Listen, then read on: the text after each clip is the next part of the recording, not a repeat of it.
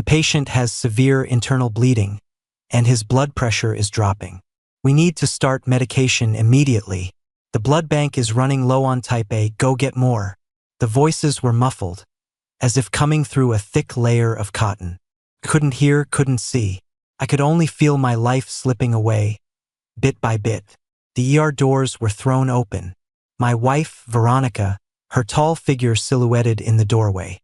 Behind her stood Julian, his face a ghostly white. The car crash, we were both in it. Ms. Vance, we only have one dose, the doctor exclaimed, holding up a specialized imported drug.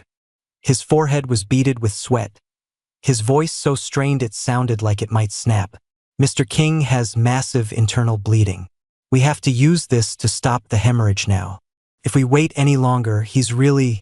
Veronica's gaze swept over my ashen face, cold and indifferent, not lingering for a second.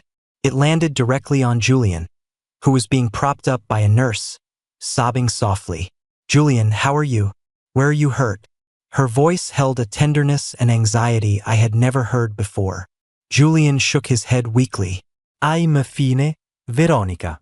You should go check on Leo. He looks like he's hurt really bad. But the hand clutching the hem of her coat didn't loosen its grip in the slightest. Doctor, the other gentleman just has some superficial wounds, but he's in shock. He needs to be monitored, too, another nurse added. Everyone's eyes were fixed on Veronica, awaiting her life or death verdict. My heart, along with that tiny vial of medicine, hung suspended in midair. I knew it then. The 5 years I'd loved her, the 3 years I'd been married to her, all 8 of those years were worth less to her than a single one of Julian's tears. He was the one that got away, the great unrequited love of her youth. And I, Leo King, was just the husband she'd settled for after a cold calculation of pros and cons. My consciousness began to fade, the only sound the frantic, accelerating beep of the heart monitor. Just as I thought I was about to fall into an endless darkness, Veronica's icy voice cut through the noise like a poison-tipped dagger, stabbing precisely into my heart. Give it to him, she said, pointing at Julian without a flicker of hesitation. In that instant, the world seemed to stop. I saw the stunned look on the doctor's face, the nurse's incredulous eyes, and the flash of triumph in Julian's. My heart died. So, in her world, I didn't even have the right to be chosen. My life wasn't as important as Julian suffering a little shock. The physical pain was suddenly eclipsed by the numbness in my chest. I even managed to twitch my lips, wanting to laugh at my own 8 years of stupidity. But Veronica's next words crushed the last shred of my dignity. Also, she said, turning to give a cold command to the assistant behind her, freeze all of Leo King's credit cards immediately, and have the legal department prepare the divorce papers. The assistant froze for a second, clearly not expecting such an order at a time like this. Ms. Vance, Mr. King's condition. Just do it. Veronica's voice was devoid of warmth. The market took a hit from this crash. We need capital to stabilize it. His money might as well be put to good use. So that was it. She didn't just want me dead. As I was hanging by a thread, she wanted to take everything from me, using my money to cover the business losses her little incident had caused. I closed my eyes.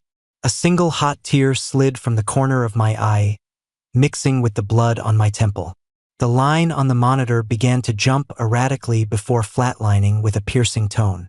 Before losing consciousness completely, I used my last ounce of strength to reach for the phone under my pillow, the one I had always treasured. The contact saved as Veronica. I hadn't gotten a call through to that number in 3 years. Veronica, you win. You killed the Leo who loved you, but you'll soon find out exactly what you've lost. Darkness enveloped me like an endless ocean, cold and suffocating. I thought I would sink into it and sleep forever, but a powerful will to live, like a stubborn blade of grass, tenaciously pulled me back from the brink of death. When I regained consciousness, I was still in a hospital bed, but my surroundings had changed. It was no longer a chaotic ER, but a quiet, almost luxurious private room. The sterile, nauseating smell of disinfectant had been replaced by a faint, clean fragrance. I strained to move my eyes and saw the monitors beside me displaying stable vital signs. I wasn't dead. You're awake? A deep, familiar voice sounded by my ear. I followed the sound and saw a tall, imposing figure standing by the window. He was wearing a crisp military uniform, the stars on his epaulets gleaming in the fading sunlight. He turned, revealing a handsome, sharply defined face. "Jax," I said, my voice as hoarse as if it had been scraped with sandpaper. Jax strode to my bedside, his deep eyes swirling with emotions I couldn't decipher. Concern, anger, all of it finally melting into a helpless sigh. He reached out and gently felt my forehead, a gesture completely at odds with his stern demeanor. "Good, the fever's broken." He pulled his hand back, his tone tinged with reproach. "Leo, you've really outdone yourself. Getting into this state. How long were you planning on hiding this from me?" I tried to force a smile, but it looked worse than a grimace. I thought I could handle it. Handle it? By ending up in the ER, waiting for someone to do you the favor of giving you a life-saving drug? Jax's voice turned sharp and cold, and the temperature in the room seemed to drop a few degrees. "If I'd been 10 minutes later, where would you be right now? Have you thought about that?"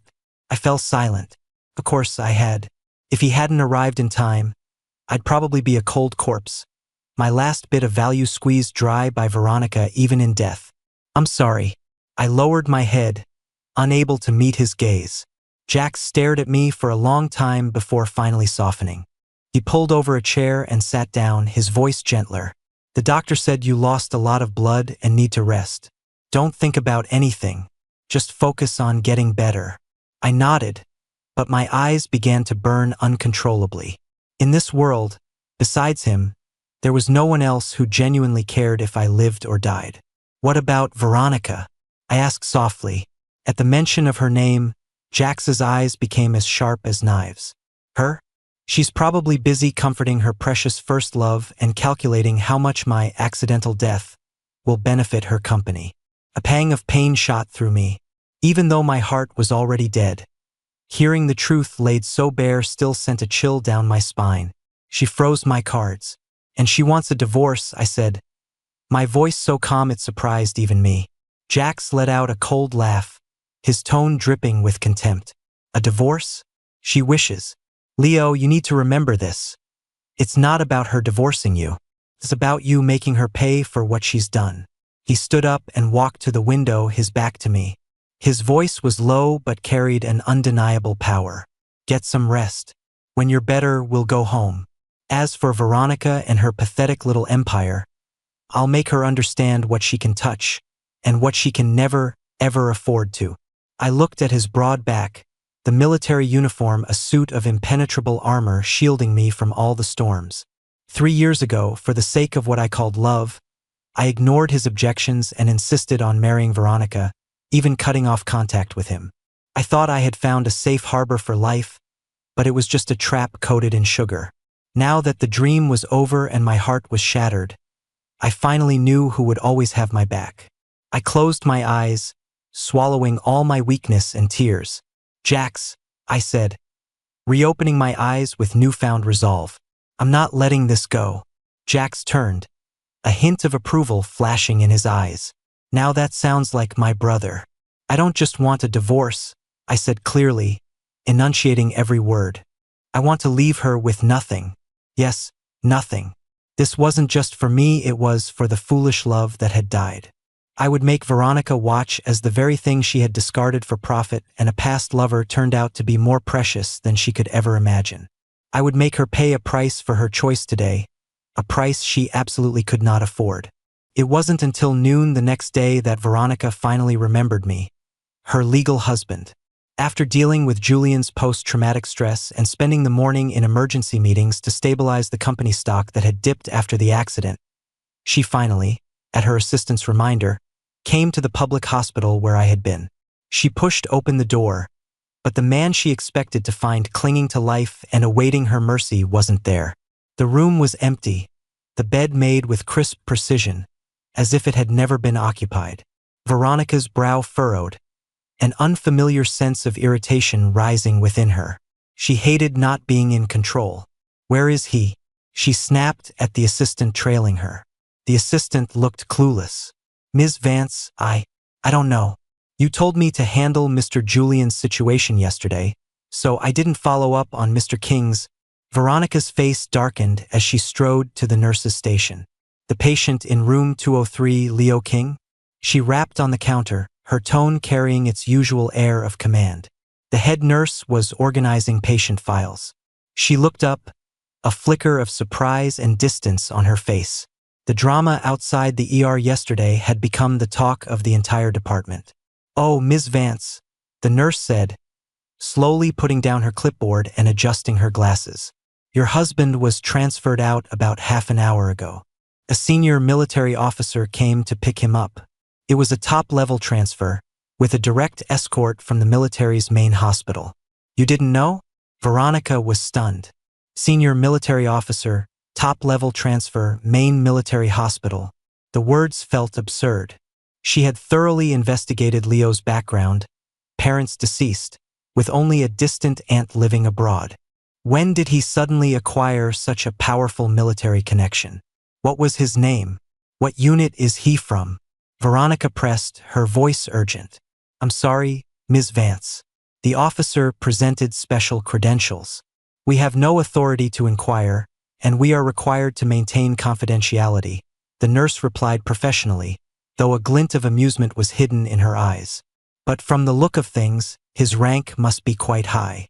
With someone like that looking after your husband, you can rest assured. Rest assured? Veronica only felt the nameless fire in her gut burn hotter. Leo, the man who had always been so obedient, who barely dared to speak loudly in her presence, had dared to leave with another man without a word? And right after she had issued her divorce ultimatum? This was a blatant challenge to her authority. Ms. Vance, should we still try to find out which hospital he was transferred to? The assistant asked cautiously. Find him. You find him now, Veronica said, practically through gritted teeth. I want to see who gave him the guts. A hazy memory surfaced.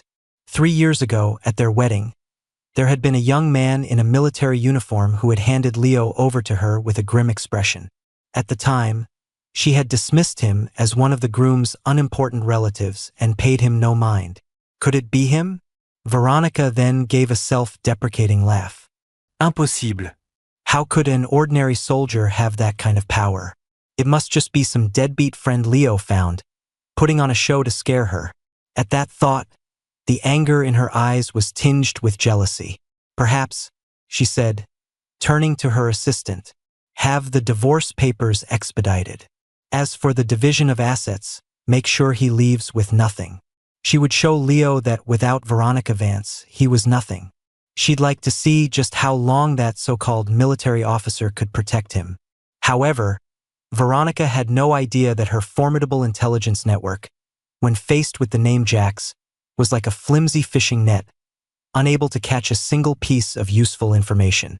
In one afternoon, her assistant made dozens of calls and leveraged every connection, only to come back with a single sentence.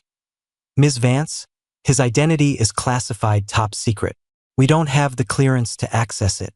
Sitting in her penthouse office overlooking the entire city, Veronica felt a true chill for the first time. She looked out at the glittering urban nightscape, and everything she once held firmly in her grasp now seemed illusory.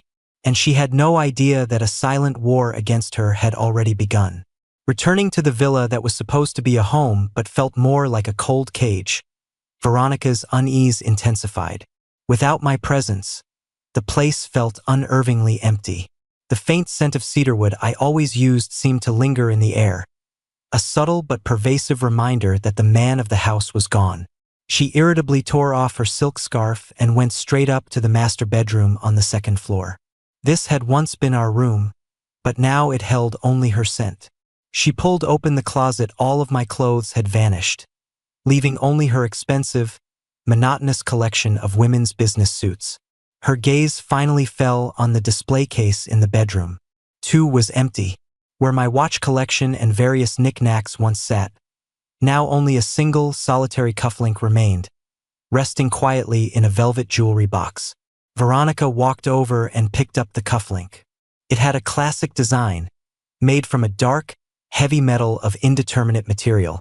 It was surprisingly heavy in her hand. The surface was engraved with a peculiar crest, what looked like a soaring eagle perched atop a majestic mountain. The lines were intricate and elegant, exuding an ancient, mysterious aura. I had once told her it was a family heirloom from my grandfather, my most prized possession.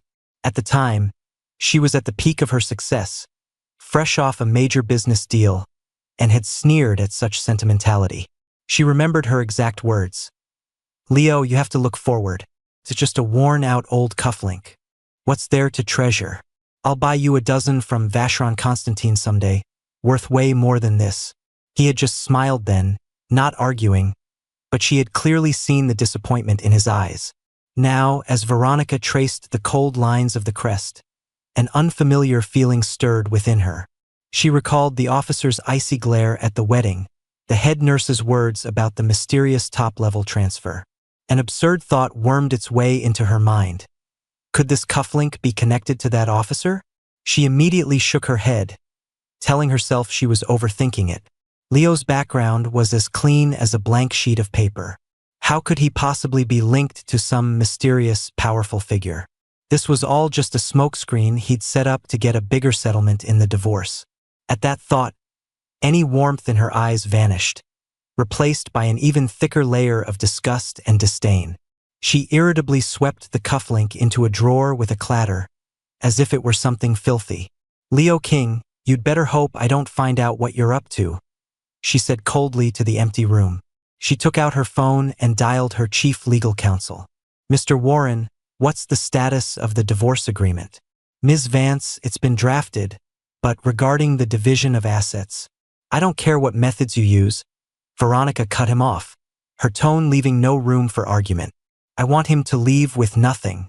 Also, I need you to investigate someone for me, an army officer, the one who picked up Leo King. Use every resource you have. I want to know everything about him." She believed that once she stripped me of everything, I would come crawling back to her cage like a bird with broken wings. She believed that the name Veronica Vance was my only ticket to survival in this city. But she would soon discover just how wrong she was. Over the next few days, she mobilized all her contacts and resources, yet she couldn't uncover a single piece of information about the man named Jax. All leads pointed to a vague codename, Kylan. The codename was like an impenetrable wall, blocking all her attempts at investigation. Every time she thought she was getting close to the core, she was forcefully repelled by an invisible power. Her friends and partners, who had once seemed omnipotent, all fell silent at the mention of Kylan. Some even cryptically advised her to stop digging.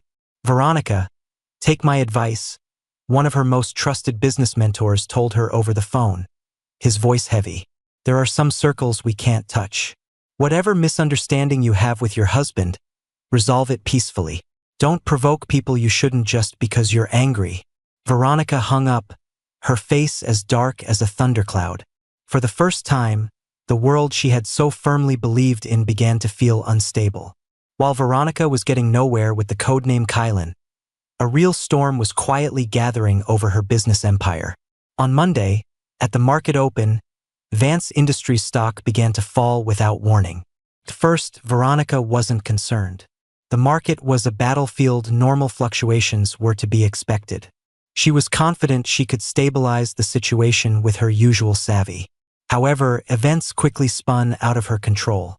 The stock's decline wasn't a technical correction, it was a sustained, precise, one-way plunge, as if guided by an invisible hand. Every time she deployed capital to prop up the price, an even larger sell order would slam down at the exact same moment, wiping out all her efforts.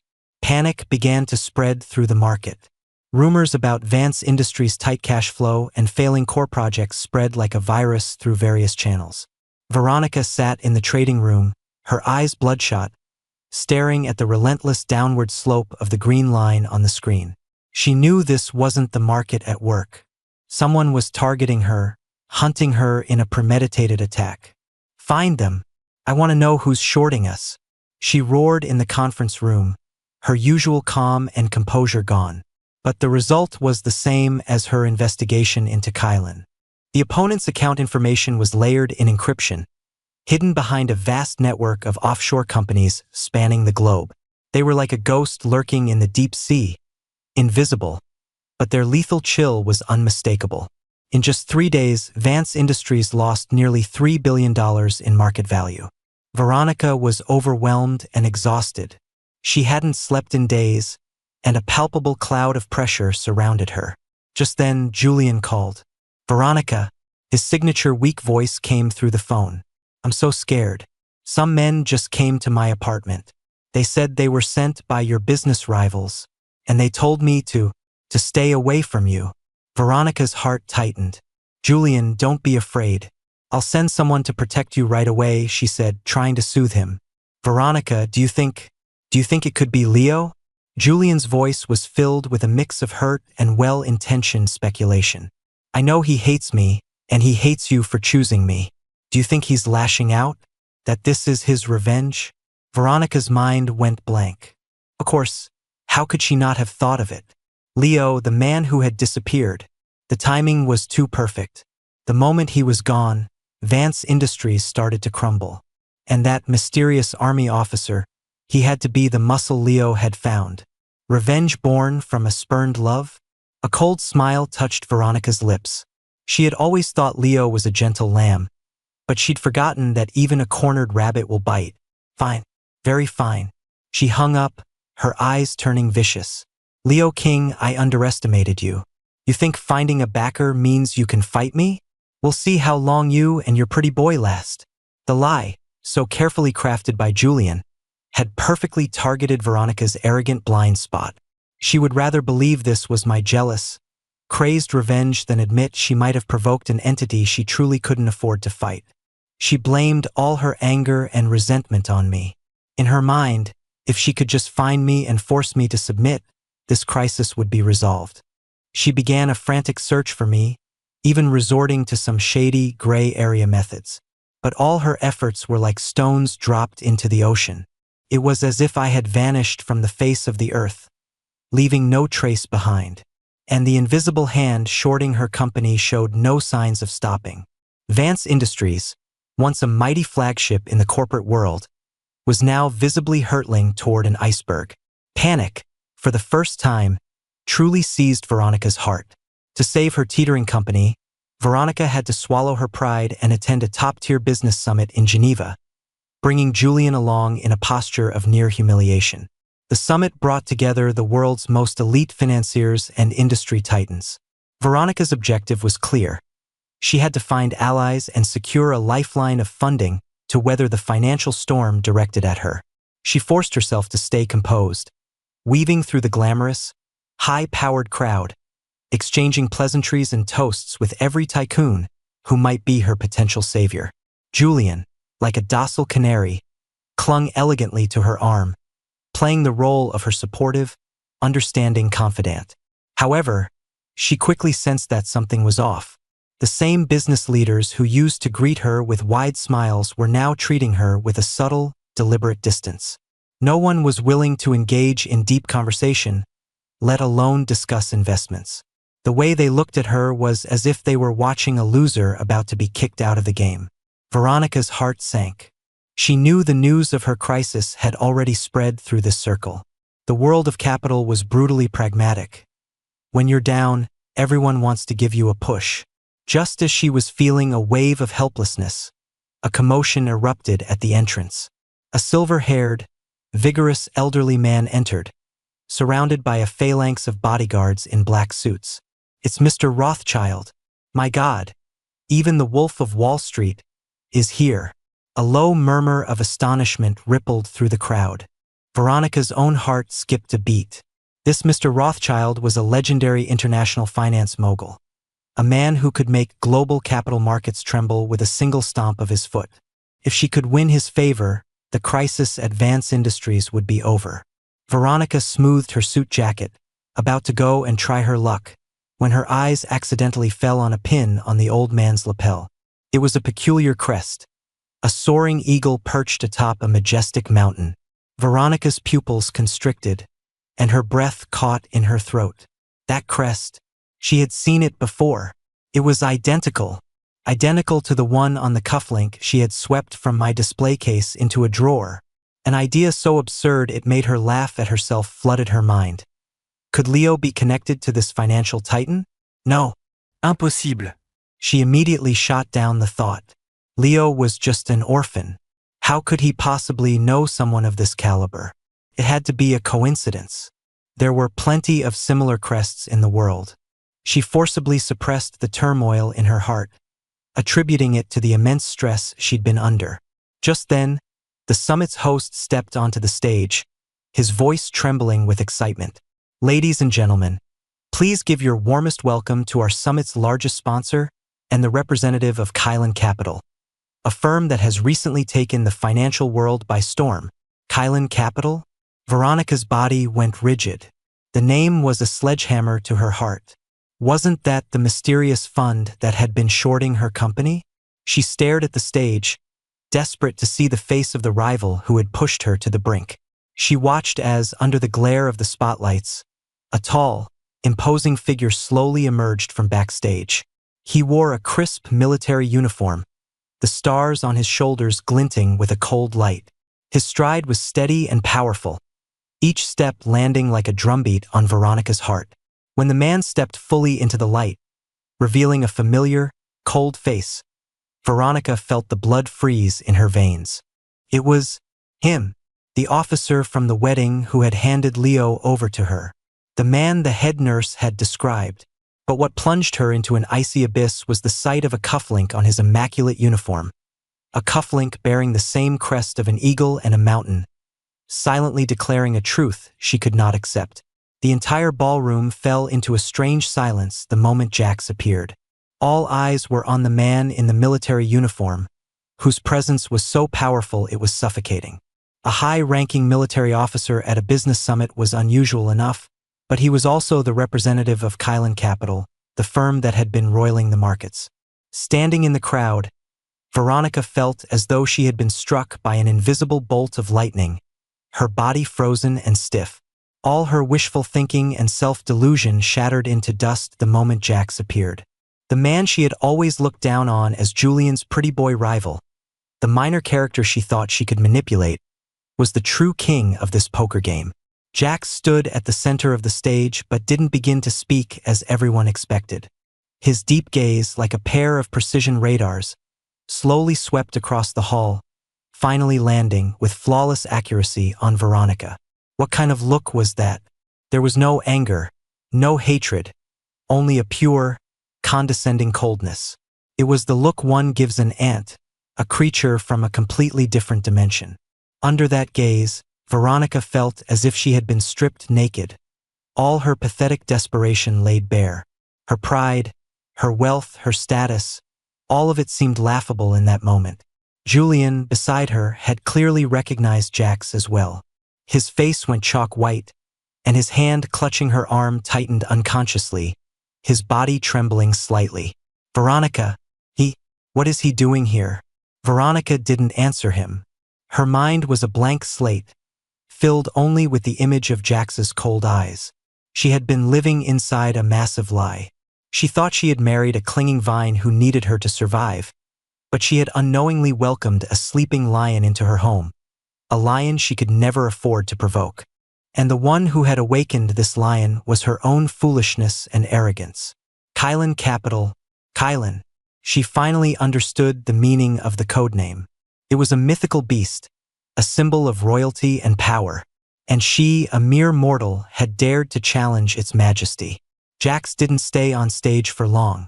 His presence alone was the most powerful statement he could make. He simply stood there for a few seconds, his gaze plunging the entire room into a tense silence. Then, with a slight nod, he turned and walked off stage, flanked by his bodyguards. He hadn't said a word, but his actions were more devastating than any speech. He had shown everyone in the room. Veronica Vance, the former rising star of the business world, was out. As Jax departed, the suffocating atmosphere in the ballroom eased slightly, only to erupt into a frenzy of whispers. All the gossip now centered on Veronica and her feud with Kylan Capital. So Vance Industries pissed off a conglomerate with military backing. No wonder they're going down so hard. I heard it has something to do with her husband. Some kind of rich family drama. Shh, keep your voice down. Don't get involved. The business colleagues who had once flocked to Veronica's side now distanced themselves as if she were carrying a plague. She stood rooted to the spot, feeling like an abandoned island surrounded by a cold sea of gawking onlookers. Her legendary pride was utterly shattered. The post-summit gala became a public execution for Veronica. She moved like a zombie, mechanically holding a wine glass, but no one approached her to talk. She became an invisible pariah in the banquet hall, everyone instinctively giving her a wide berth. Julian stuck close to her, his face pale, the terror in his eyes no longer concealable. He finally realized that his life-saving leverage and first love status were utterly worthless in the face of absolute power. He had provoked a being he wasn't even qualified to look up to. Just as Veronica was about to flee the suffocating gala with Julian, Jax's figure appeared before her again. This time, he wasn't an untouchable king on a stage but a judge standing right in front of her. Beside him was the financial mogul, Mr. Rothschild, and the two were chatting in low tones. Veronica's heart clenched. There was no escape. She forced a smile that was uglier than a grimace and steeled herself to walk toward them. Mr. Jax, Mr. Rothschild, it's an honor. She raised her glass, trying to project an air of calm. But Jax didn't even spare her a glance. He simply turned slightly and, in a familiar peer-to-peer tone, introduced her to Rothschild. Mr. Rothschild, let me introduce you. This is Ms. Vance, he paused, every word a sledgehammer to Veronica's nerves. My brother Leo King's ex-wife. Brother? Ex-wife? The words exploded like a bomb in Veronica's ears. The wine glass slipped from her hand and shattered on the floor, the red liquid splashing across her expensive dress. But she didn't notice. The entire banquet hall, upon hearing those words, once again fell deathly silent. Every eye in the room, filled with shock, pity, and a touch of schadenfreude, was fixed on Veronica. The man she had abandoned was the brother of this military powerhouse? Veronica Vance was the clueless, overreaching clown who had usurped his place? A look of understanding crossed Mr. Rothschild's face. He glanced at the disheveled Veronica, then smiled at Jax. Jax, it seems this Ms. Vance has poor judgment. Mistaking a diamond for a piece of glass is a costly mistake for anyone in business. Their conversation was a series of sharp knives, slicing away what was left of Veronica's dignity. She wanted to argue, to scream, to ask Jax what right he had to say that Leo was her husband, but Jax gave her no chance. He took out his phone, and the screen lit up, displaying a photo in crystal clear detail. In the picture, I was wearing an oversized hospital gown. My face was still pale, but my features were relaxed with a long-lost sense of peace. I was asleep, my head resting in the crook of Jax's arm, while he looked down at me, his gaze focused and adoring. It was a look of complete trust and dependence, something Veronica had never seen in my eyes. He's doing very well now. Jax put his phone away. His voice wasn't loud, but it carried across the silent hall. Ms. Vance, you're not worthy. Those 4 words shattered Veronica's last line of defense. She staggered back a step, her face as white as a sheet. She finally understood. She hadn't just lost a husband or a business empire. She had lost an entire world that could have been hers, a world she had personally pushed away. The day after the summit, the final reckoning began. Vance Industries, the ship that had once sailed so proudly on the corporate seas, met its doom. At 9 o'clock on Monday morning, the moment the stock market opened, a torrent of massive sell orders rained down from the sky, a meteor shower of precise, merciless blows against the company's stock. The price hit its lower limit instantly with no chance to fight back. Veronica sat in her office, not having slept all night. She tried to mobilize every dollar she could to defend the stock, but her meager funds were like a praying mantis trying to stop a tank against the behemoth of Kylan Capital. She was instantly crushed. Panic erupted. At 9:30 a.m., Vance Industries' largest partner, the Kristoff family from Europe, unilaterally terminated all contracts and demanded immediate repayment of a $5 billion breach of contract penalty. At 10 a.m., the country's three largest commercial banks simultaneously issued payment demands, requiring Vance Industries to repay all outstanding loans, a total of $8 billion, within 24 hours. At 11 a.m., a carefully orchestrated mutiny unfolded within the company. The entire Core R&D team, led by the chief technology officer, submitted their resignations en masse. A second later, a rival company announced with great fanfare that it had successfully hired the entire team, at triple their previous salaries. Bad news kept pouring in, each report another nail in the coffin of Vance Industries. Veronica's phone blew up with calls from creditors, partners terminating contracts, angry investors, and rivals kicking her while she was down. The business partners she had once called friends were now baying for her blood. "Ms. Vance, our partnership is over. Veronica, pay up now or we'll see you in court." "You, Vance? Who the hell did you piss off? Don't drag us down with you." She mechanically answered, explained, and made promises, but it was useless. The dominoes had fallen, and nothing could stop the collapse. She finally understood that Jax had no need for complex schemes. All he had to do was announce to the world, "Veronica Vance is the one I'm taking down," and the entire world would become the weapon in his hand. By the afternoon, the office was in a state of panic. Employees began packing their belongings, ready to find new jobs. A sense of impending doom filled the massive office building. Veronica sat slumped in her executive chair, staring out the window. She had once thought that from this vantage point, she could control the world. Now she realized she was just a pawn on someone else's board, one that could be discarded at any moment. She thought of me. She desperately wanted to contact me, to question me, to beg me. She felt that if she could just find me, if I would just plead her case, there might be a sliver of hope. She dialed my number, only to hear the cold, robotic voice of the service provider. "We're sorry. The number you have dialed has been disconnected or is no longer in service." She tried countless other numbers, but the result was the same. Texts, emails, social media, every channel I had ever used to contact her was now blocked.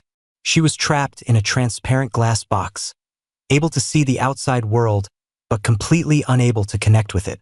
Despair washed over her like a tidal wave. She collapsed in her chair, staring blankly at the ceiling. She had lost. She had lost completely, and she didn't even understand why. She had no idea of the terrifying power her opponent wielded. All she knew was that it all stemmed from one cold decision outside an emergency room.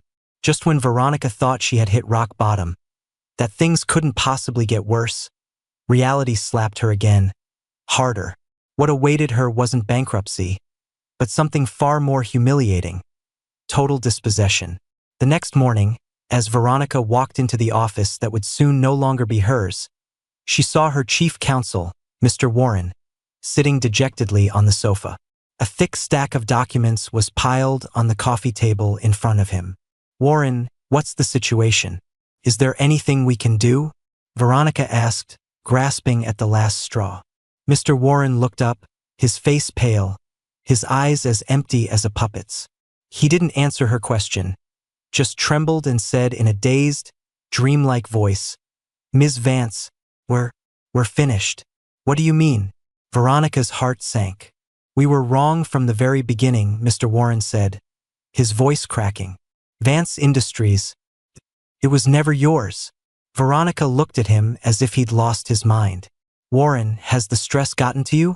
I founded this company with my own two hands. How could it not be mine?" Shaking his head, Mr. Warren pointed a trembling finger at the documents on the table. "Look at these. Just look at these and you'll understand." Hesitantly, Veronica picked up the top document. It was a core technology patent transfer agreement she had never seen before. On it, all of Vance Industries' essential, life-sustaining technologies were legally and irrevocably transferred to an offshore company registered in the Cayman Islands. She kept flipping. Exclusive distribution agreements for overseas sales channels, the deed to the corporate headquarters building, even the ownership of the Vance trademark itself.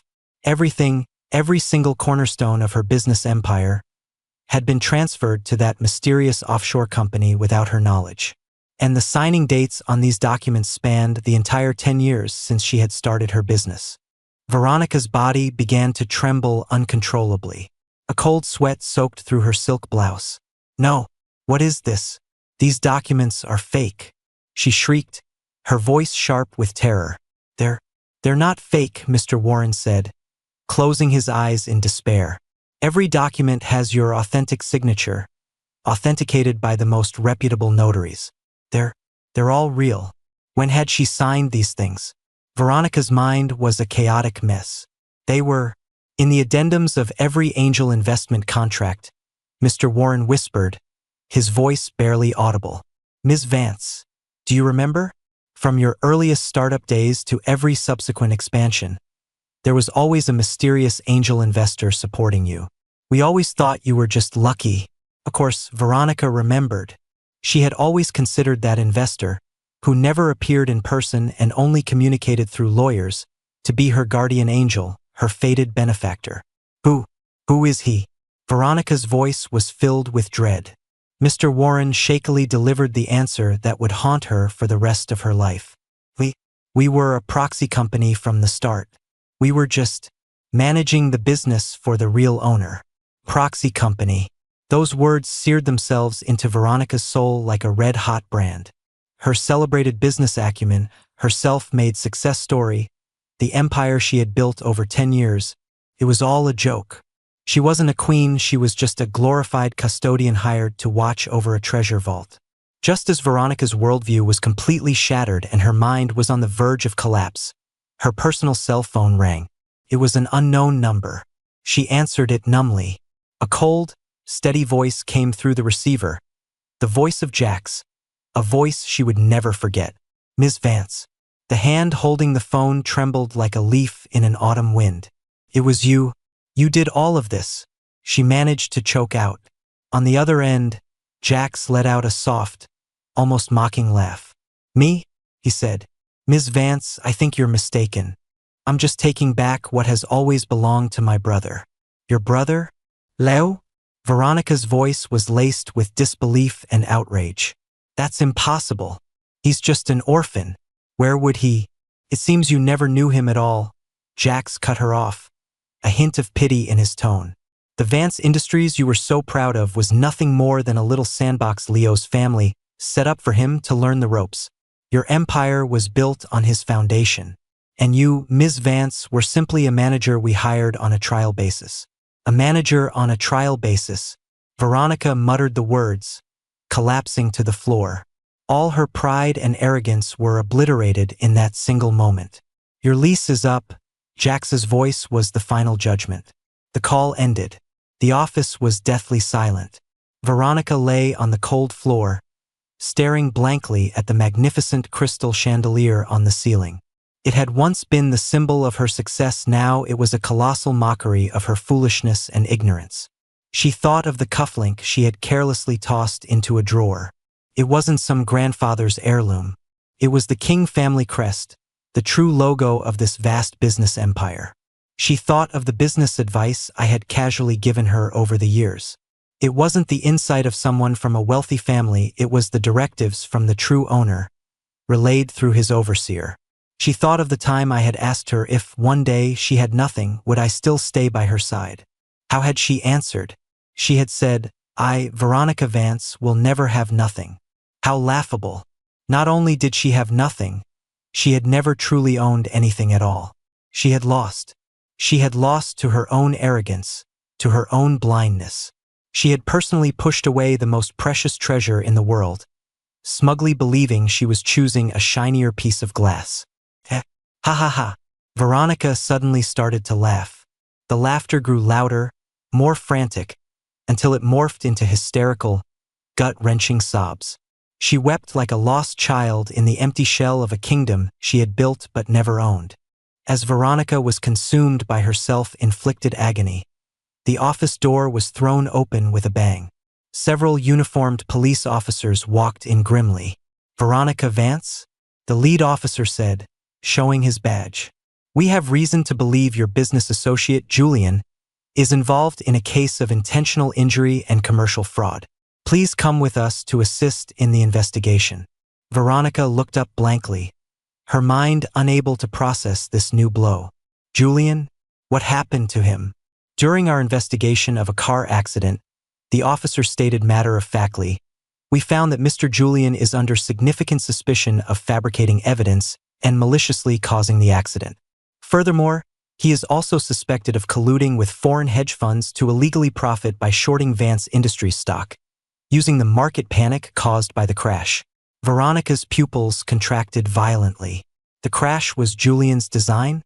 Even shorting her company was his doing?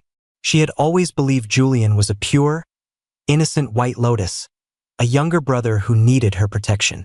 She never imagined that the most venomous snake was hiding beneath that flower. She remembered Julian's perfectly timed gasps of pain and his feigned weakness after the crash. She remembered his well-intentioned suggestion in the hospital, shifting all the blame onto him. All along, she had been just a pawn in his game. He had used her guilt and affection not only to try to eliminate me, the rightful husband, but also to carve out a piece of her company's ruins for himself. Such a brilliant scheme, such a vicious heart. No, impossible. Veronica shook her head, dazed. If all this was true, what did that make her cold-hearted choice for this man? She had been played for a complete fool by two different men. One she had discarded like trash, the other she had treasured like a jewel. It turned out one was a god she couldn't afford to offend, and the other was a snake poised to deliver a fatal bite. The police paid no mind to her breakdown. They soon apprehended Julian at his apartment. Veronica saw him again outside an interrogation room at the police station. He was in handcuffs, his face stripped of its usual soft, pitiable expression, leaving only a mask of snarling madness. When he saw Veronica, he lunged at her like a wild animal, held back by two officers. "Veronica, you useless bitch," he shrieked, his voice piercing. "I did all this for you, why didn't you protect me? You promised you would protect me for life." Veronica looked at his contorted face, feeling nothing but endless disgust and exhaustion. "Why did you do it?" she asked hoarsely. At her question, Julian laughed manically. "Why? Because I love you. I've loved you for years. But what did you do? You married that man, Leo King, but you wouldn't be with me. I had to destroy him. I had to make you lose everything so you would have to rely on me, and then you would be mine forever." His laughter echoed eerily in the empty hallway. "But I never thought." His tone shifted, his eyes filling with venom. "I never thought that loser Leo King had such powerful backing. And I never thought you, Veronica Vance, would be so damn useless you couldn't even save your own company." As the police dragged him away, he looked back, his gaze fixed on Veronica with a venomous glare. "You ruined me, Veronica," he screamed. "You gave me the illusion that I could take him down. You made me think that if I just got rid of him, I could have everything. It's your fault." Veronica stood frozen, as if struck by lightning. Did I ruin him? If it weren't for my constant indulgence and favoritism, if I hadn't given him the impression that he was more important than Leo, would he have dared to be so reckless? I had personally fed the snake that bit me. Payback. This was all payback. After leaving the police station, Veronica wandered the city streets like a ghost. Dusk fell, and the city lights began to glow. The city she once thought was hers now seemed alien and cold. Every passerby's face was filled with a happiness that had nothing to do with her. She finally stopped at a public payphone. She knew this was her last chance. She took out a coin and, with trembling hands, dialed the number she knew by heart. My number. This time the call went through. The dial tone, ring, ring, echoed in her ear, each sound like a blade slicing her heart. Just as she thought it would go to voicemail, someone picked up. "Hello?" It was my voice, calm and distant, devoid of any emotion, as if I were answering a call from a stranger. "Leo," Veronica began, her voice a raw, broken whisper. "It's me." There was a brief silence on the other end. "Is there something you need, Ms. Vance?" Ms. Vance. The title was an invisible knife, severing her last thread of hope. "Leo, I know I was wrong. Her voice was thick with pain and regret. I was so wrong. I shouldn't have chosen Julian. I shouldn't have frozen your cards. I shouldn't have let you. Will you come back? We can start over. I'll give you everything. Anything, just please come back. She rambled on, confessing and begging like a drowning person clinging to a piece of driftwood. On the other end, I listened quietly without interruption or response. When she finally fell silent, I spoke slowly, my voice still as placid as a stagnant pool of water. Ms. Vance, the moment you chose to use that medicine and my assets to stabilize your stock, your account with me was closed. Closed. So precise and so cruel. No, that's not it, Leo. Veronica made a final, desperate attempt. The one I love is you. It's always been you. Julian, he was just... The person you love isn't me. I interrupted her gently. You love yourself. You love being on top, being in control. You loved the business value I brought you, and you loved how Julian fed your cheap savior complex. Veronica, you have never truly loved anyone but yourself. Every word I spoke was a scalpel, precisely dissecting her phony exterior and exposing the selfish, ugly core within. She couldn't argue because everything I said was true. Give me one more chance, she pleaded weakly. Just one more. I let out a soft laugh. Veronica, what makes you think you have anything left to bargain with? I ended the call then, decisively, but just before hanging up, as if I just remembered something, I added one final sentence, a sentence designed to cast her into the deepest circle of hell. Oh, by the way, the head of your company's bankruptcy liquidation team? That would be Jax. A crowd milled around the base of the Vance Industries headquarters. The once stylish white-collar workers now wore worried expressions, standing in long lines to collect their severance pay. Kylan Group's takeover had been swift and clean, leaving no room for false hope.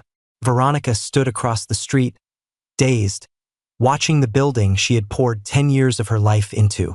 It had been her kingdom, her temple, and now she didn't even have the right to set foot inside. She saw workers high above, using cutting torches to slice through the enormous gilded letters on the roof, Vance Industries. Sparks flew, a silent funeral for her fallen empire. She watched as her former employees collected their pay and left in small groups, none of them looking back at her. Abandoned by all, a fallen tree scattering the monkeys. Phrases she thought only existed in books were now her reality. Just then, a black Rolls-Royce Phantom with a priceless license plate pulled up silently at the curb nearby. A door opened, and a figure in a black trench coat stepped out. It was Jax. He didn't look at Veronica. He walked around to the other side of the car and opened the door for someone else. My figure came into Veronica's view. I was wearing a well-tailored beige suit, my hair impeccably styled, a polite smile on my face. I was no longer the timid husband who had tiptoed around her, his eyes always holding a hint of pleading. The confidence and detachment in my expression were an invisible wall, locking her out of my world forever. The Rolls-Royce started smoothly and pulled away.